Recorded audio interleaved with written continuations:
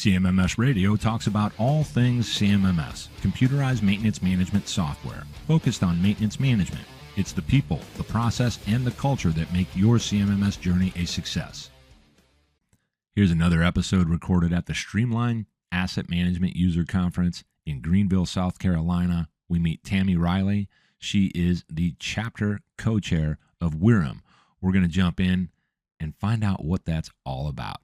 Enjoy.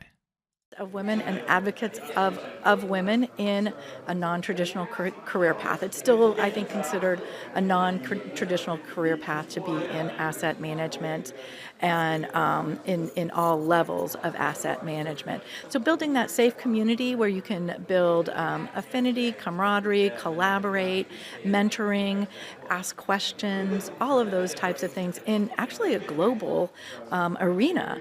So we look at the U.S. part as what the group that we're working to build, but we actually have chapters globally to include Antarctica.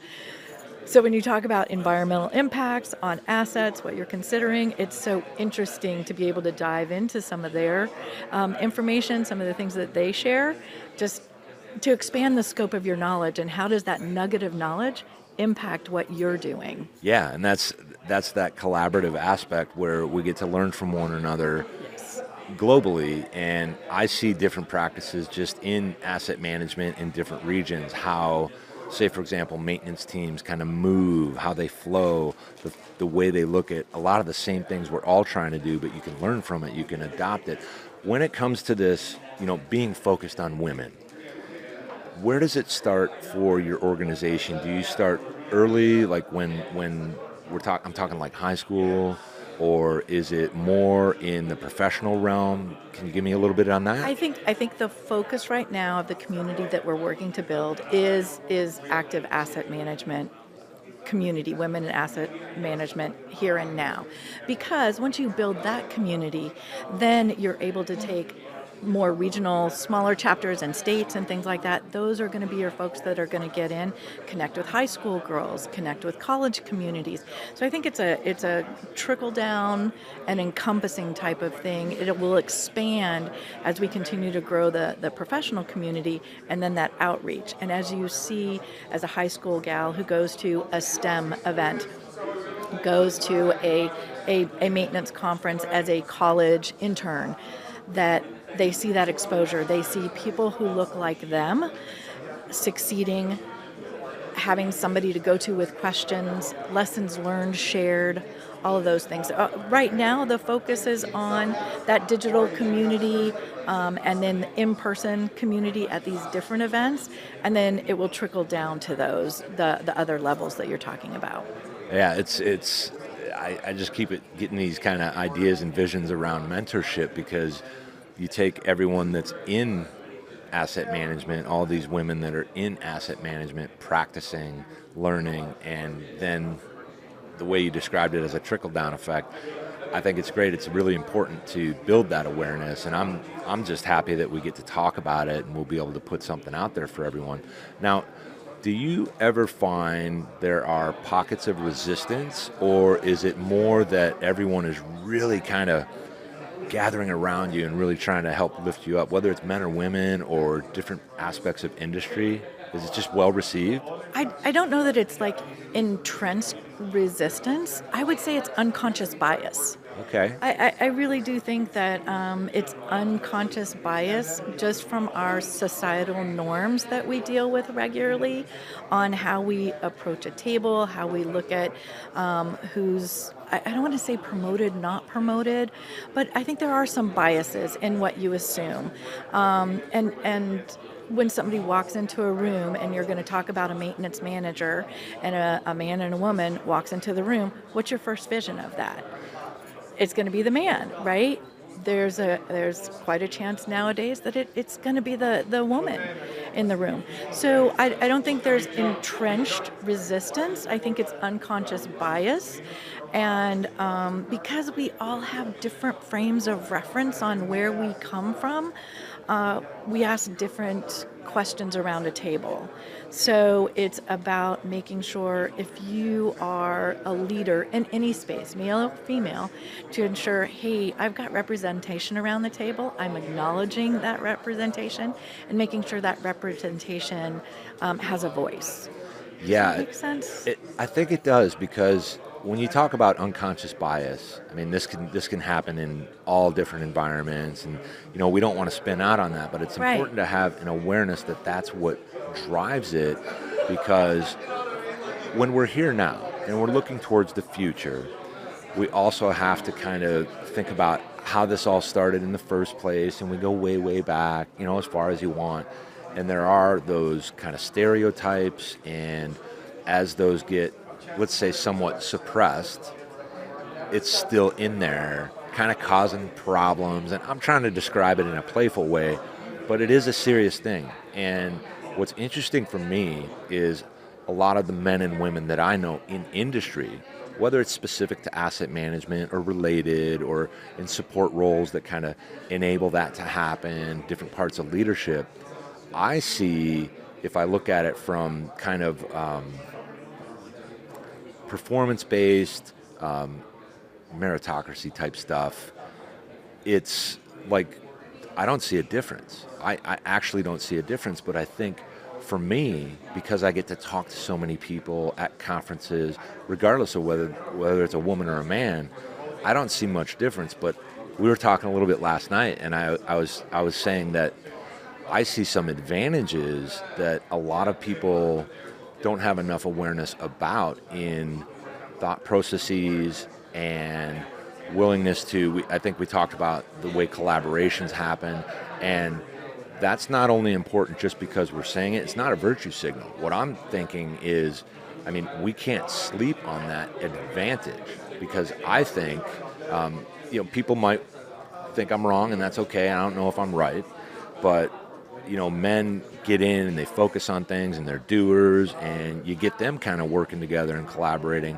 It seems like they have to do a lot more work to get together and then go somewhere, because maybe their egos get in the way, whatever it might be. And we were kind of talking about that. You feel okay talking a little bit about how I'm kind of understanding that, or what could you help me understand better about that?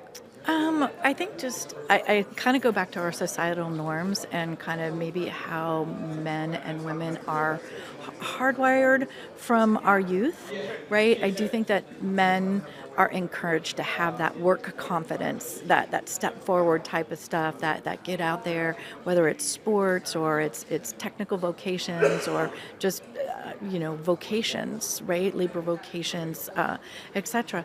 I think especially when a woman shows up or a girl shows up in, on the baseball team, there's well, can you do this? And so if people are asking, can you do this? Then you ask, can I do this? So I think there's a lot of back thought for women that maybe doesn't necessarily come across in the same way for men. And then I think that maybe can be perceived as hesitation, lack of confidence, any of those kinds of things. So I do feel that as women from girls up, we have to find the tools and the voices, maybe in different places that men and boys do, to have that confidence, to feel good at the table. And when you're the different face around the table, to understand that it's okay to have that other frame of reference, because it will make the whole better with that consideration. Yeah. And I think we talked last night. So my prior service, I'm a retired Navy pilot, and have been was selected by one of my admirals because I was going to be the different face at the table, and I appreciated that. And then while we were in meetings and things like that, as conversation was coming in, I didn't have to be the one leaning on the table, throwing elbows. I could listen, I could absorb, I could balance what I'm hearing, and then I could offer my perspective. And he would look at me and say, Tam, how are you seeing this? And, you have the opportunity to say, hey, I'm aligned on this, but have we thought about this? So I think the differences come from how we're raised still, And I think we're getting much better about Yeah. that. We are getting much better about that, but there's still a consciousness, whether you're a male or female leader in asset management or leading anywhere, that you need to make sure that that diversity of thought is there, because it's going to make things better.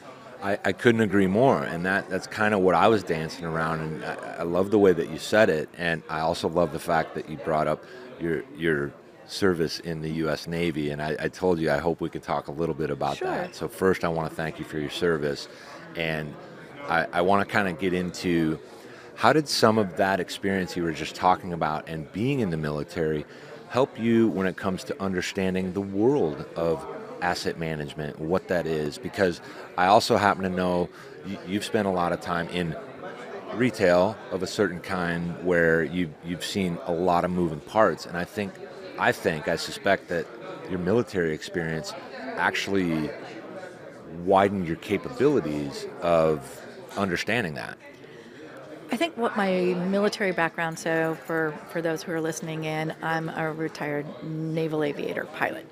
So asset management at that stage for me, things happening at 40,000 feet, passengers in back, hazardous cargo, that really brings home asset management, equipment reliability, all of those things. Yeah. Like your butt is in the seat on that one. And then on the ground, you're leading the people who are responsible for ensuring that aircraft goes safely into the air. So how do you facilitate the people, the processes, and the platforms that come together to get that whole mission accomplished safely? I love that. So I think that's the starting piece. And the thing that gave me within the military context is standardization. And we've been here at the conference. I've attended so many, master data key for this, data in work orders, clean data. That standardization is just so fundamental. And how do you get there in the corporate side or the private sector side? I never really had to worry about how to get there because it was just there within the context of the work I did in the military. Right. So being able to articulate a standard, and how do you get consensus on a standard? So the world we live in today is not necessarily, when you think about the people mandating this is how it's going to be, isn't always really well received. So how do you bring about consensus? Determine a standard, how that standard fits in the context of the work that you're doing, you implement that standard, and then you sustain that standard. So it's a different way of achieving that standard goal, but I feel like I know what the end game is. Like, what does the end look like? What does good look like in the end? And that's driven by my military background. It's amazing that you say that, and here's why I use the word amazing. So I tend to have a handful, at least, of people that have military backgrounds, and one of the more common things, and it relates to standardization, that they say is, we know what good looks like, and in situations where we don't, once we see it, we know it, we recognize it. And you also said something else that's really important, and it relates to kind of the resistance we can see in change management, things of that nature, right? Because it's wrought throughout.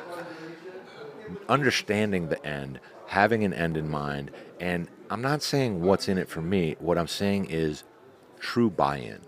And when you're in that environment, it's my understanding that it's designed in that way where it's already there, so you learn it, you adopt it, and then in a lot of these environments we're going into, it actually has to be built, and a lot of times you're dealing with civilians, and they're not sure what this is all about. Why do I have to do this? And I wonder if that helps you, from a strategy perspective. It sounds like it does, where you can start to recognize, okay, this group, I need to help them with this, and then they're going to be there. That group, they're good to go. Is that kind of what it is, where you can come in and do better assessment of the environment, the room that you're in? I think in the military it's pretty clean cut, right? Safety and saving lives. Ultimately, that's why so many things are put in place, is the end game is making sure people are safe and save lives. So in the civilian sector, I there's not necessarily the same level of detrimental action at the other end. So that buy-in has to take a different route. So for me, I think that's kind of been a learning space overall, because you have to identify what are the concerns of the different groups. And that's getting to the grassroots level. That's having those conversations in a safe environment. So sometimes if you want to talk to your mechanics and you want your mechanics to talk to you freely, it's not the time to bring the senior vice president in. Yeah. And hopefully you have a vice president, senior vice president, even a plant director that understand that safe space for a conversation where people can speak freely is where your program's going to grow, because you get the real unvarnished truth about what you need to focus your work on, things like that. So sussing out those communication, whether it's in the military, outside the military, that's your key. Right? Who's your target audience? What is important to them? Which I think we say flippantly is what's in it for me, but it's really what matters to me. And there's emotion behind what matters to me. Indeed. That's and we're always going to tend to come back to this kind of human element, and how do we embrace it, empower it, and get moving properly.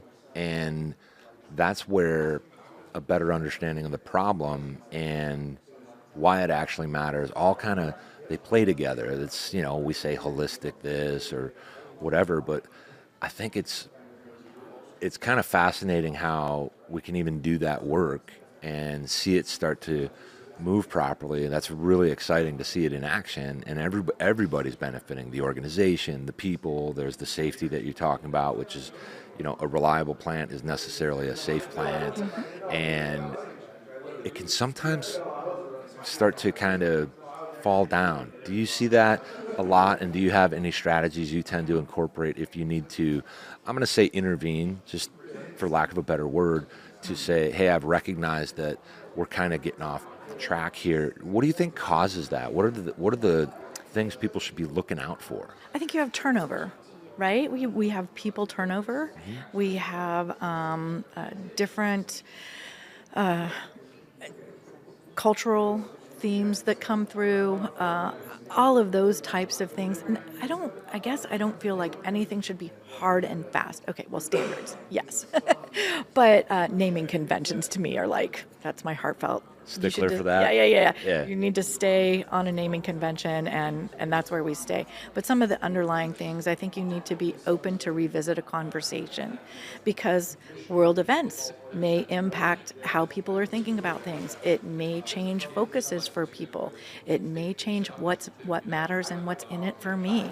So we circle back to the open dialogue, communication. What is the cadence for review? And we usually, for instructions and things like that, we put in, hey, I'm going to review this annually, or, every other year kind of thing, to give us that trigger. And I think also connecting with your people, hearing what the feedback is. You just have to be connected. And when you start to hear pushback, or you start to hear recurring problems, where's the common point? Where do we come back and have another conversation? So I think there is importance in data and inspection to standards. We always used to say, inspect what you expect. I like that. Is what we did. So make sure that you trust but verify that people are doing what they said they were going to do. And then if you notice grumbling about some of these kinds of things, okay, what's the grumbling? Can I listen to the grumbling now and see what that's about? Do I need to go back and revisit a conversation and re-educate? And reintroduce, or do we need to make a change? We were just having a conversation in one of the sessions about drop downs for data and standardization, and a lot of times people will just select the first thing that's up there because it's easy, right? How do you get around that? And it was from our planner team that said, hey, as we implement these failure cause action codes, can we put a no code identifier in there? So if something doesn't fit, somebody has an option. Yeah. And then we can look at the no code and we can say, are we missing a code? And we come together as a team and we see what's missing as we review the comments that are there to say why this was a no code. Or do we have a code and we just kind of need to go back and maybe have, hey, we're seeing this a lot for a no code for this particular thing. Let's go have a conversation about it. So I feel like that's a circular answer to like the bigger question, but I don't think it's as circular as we might think at first, because one of the things I can remember the days when you look at whatever system somebody has and they've got something for miscellaneous. yes. And all of a sudden you're seeing things show up there. Everything. And it's, let's go look at this and see what that really was so we can craft something that meets that need. Now, there might be a one-off here and there, and they're like, I need to use this miscellaneous. But I always told people, when you're setting up your platform, if you can, don't use that at all. But what you talked about, a no-code option, provided somebody, because we have to maintain what we're using to maintain these assets Right. and keep these assets running. So if someone will actually do that on a cadence, they can find those kind of common things that we weren't tracking, and now we can create an appropriate failure code. Yes. Because people will lean in really hard on that easy button, and it's not because they want to take shortcuts. It's because we're moving fast. We're trying to go. We don't want disruption, because when we encounter something, well, I don't have anything for this, I'm just going to pick this. They're focused on how they're being measured, right? And I think all this, there's so many directions that we can go with this conversation. Do you have a kind of favorite thing about asset management in and of itself, like that? I think you already talked about it. It's probably the safety and how it really saves lives. But a favorite thing that you can quickly find for someone to say, hey, did you know about this? And then their eyes just light up. Is there one that you tend to see and you love showcasing it? That aha moment. Yeah. Honestly, I do feel like that no code as a selection, because I hadn't even thought about miscellaneous as the category. Yeah. But the connotation between miscellaneous and no code are different. Like I'm saying with miscellaneous, there may be something, but I don't know. And then I'm making a determined statement that says no code here. It's almost like you're saying, I need a code. Right. I need something to select. Give me the right thing to select. That, I guess, was a little bit of a aha moment for me. Overall in asset management, it's the fundamentals. I think that is, and that's not necessarily an aha. It's just a reoccurring theme and cadence. Get your fundamentals right. So there's all this neat, flashy stuff that's happening, but if you don't have your fundamentals right, then the value that you'll realize from the flashy pieces will be undermined, one, by the credibility of what you're getting back, and then that flows down to the people who are doing the work, because they're kind of, I don't know if I believe that because I know what's being done on this side. Yeah. So and that's not an aha moment. It's just a validation and a reiteration of the importance of your foundational work. I think what you're saying here is quite possibly, I want to leave a little room for it to not be true, the most important part of all of this, because it is a theme throughout all of my time working in CMMS, knowing people in EAM, talking to all the consultants, all the maintenance and reliability practitioners, the ones that aren't maybe maintenance and reliability, but the ones that are really doing it right. They will always say, you got to do your basic fundamentals. You have to get those right, and you can't not do that. Otherwise, anything you do on top of that is destined to go awry, be incorrect, or fail. We can use that word. I want to switch to something a little more, it might be aggressive, but I would love to get your insights on this concept of those in maybe leadership or maybe mid-level that are spending way too much time behind their desk, and how it matters most that they actually make a regular habit of getting out there on the shop floor, on the plant floor, whatever you want to call it, How often do you see that, and how big of a problem is it really if they do continue to stay behind their desk? So I think culturally, from company to company, that's going to be different. So you have to look at it within your context and environment. This is where I think technology is so helpful. Let's start managing by exception, not managing everything. So being behind your desk and not connecting with your operators, not connecting with your mechanics, not hearing both sides of the story, bringing them together, seeing the body language and the emotion behind it, huge miss if you're not getting out there. From my perspective, both as a leader and I guess we're all leaders. So no matter what level of leader you are in the chain would determine how much interaction you're going to be out on the floor type of thing. But if you're locked behind your desk just managing the data, you're going to lose that people portion of it. And then I think the buy-in, because people need to feel heard and seen. And I think taking that data that you're analyzing and incorporating it into maybe your shift handover, things like that, show, hey guys, here's my EAM, CMMS data. It's telling us what's been breaking in the last week, where we've been spending our time. Take a look at it. And when people see that in the aggregate, they're like, oh. And I think it also starts to help shape the conversation of doing the right work in the right place at the right time, and then being able to be available to go see that work. Yeah. To engage in that work, to have a conversation with the people doing that work, not so you distract them during critical times, but to know that they're there. Hey, how's this going? If you see somebody's really struggling with something, or ergonomically you're like, dude, why are you lying on a platform upside down with a wrench trying to loosen this bolt? There's just some things that folks are, well, we always do it that way because that's how it came from engineering. Sure. Right?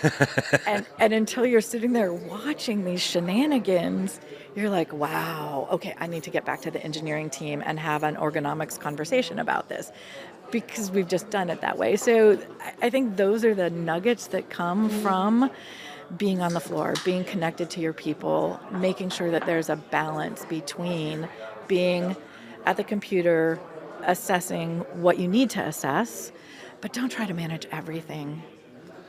You can't. It's just not possible. It's overwhelming at this point. Everything you're talking about there, I'm getting all these things just going off in my head about when I was kind of young, and maybe I was in like building maintenance inside of a facility, but while doing those things, maybe even as a contract company that does that for them, we're in all these cool environments, and we would be there.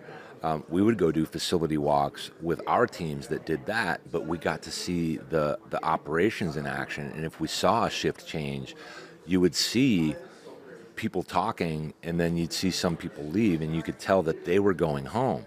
But then the other folks walking away were getting into action.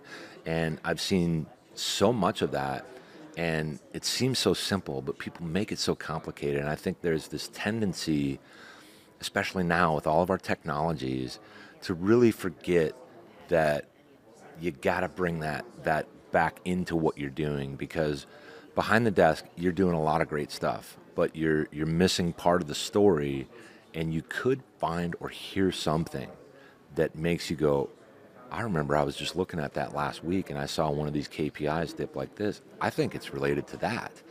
And another thing that I would suggest to folks, I mean, I'm just kind of taking a shot here, but, if you can't get away, go hang out in the break room. Go hang out if it's one of those days when there's, I don't know, a potluck or you're bringing in pizza. Hang around, have some conversations. And I also like this idea of, get to know your people in a way where they're seen, because that kind of empowers them as well. First of all, I have to tell you, Tami, this has been really, really fun for me. And I know we could go on and on and on. And what I'd like to know from you is, how can people support the organization? How can they find it? How can they find you? And what can they do if they want to be involved? So you can find WIRAM on LinkedIn and Facebook page, and then WIRAM. They're under the asset management professionals oversight group, and so it's a subset of that. So you can find them on LinkedIn, you can find them on Facebook. For volunteers and members, register, and then we have monthly coffee chats on the third Wednesday of every month from 4 to 5 o'clock in the evening Eastern Standard Time, just so we can kind of catch people. And we've kind of got a program where the first month of every quarter we offer a webinar. We've done management of change, 6 steps to innovation. We're looking at AI and asset management, and then we follow that the next 2 months with what we just call an open coffee chat. So a Zoom meeting where we can come together in a non-recorded space, have conversations, mentor each other, help each other along, etc. So you can volunteer, sign up for that, participate in the different events that are happening with WIRAM. They're advertised through social media. And then if you're a company leader, then there are opportunities to be advocates and kind of help sponsor the organization and what we do and what the vision and intent and mission is of the organization overall. If someone's interested in a company is interested in being an advocate of the organization, please reach out to me directly and I can assist in getting that bridge and connection. And when I put this all together, I'll make sure we have that, down below or whatever other people tell you. I'll put the QR code. I've got a QR code and we'll get website all that you can link in. Yeah, thank you. I want people to really get in on this, and at a minimum, I want them to just learn about it. Just learn about it and tell somebody about it because it's important stuff for many different reasons. And Tami, thank you so much for being here with me on CMMS Radio, live from Streamline Asset Management User Conference in Grenville, South Carolina. Well, thanks for inviting me. It was a great conversation. I appreciate the chance. You got it. Did you find this episode helpful?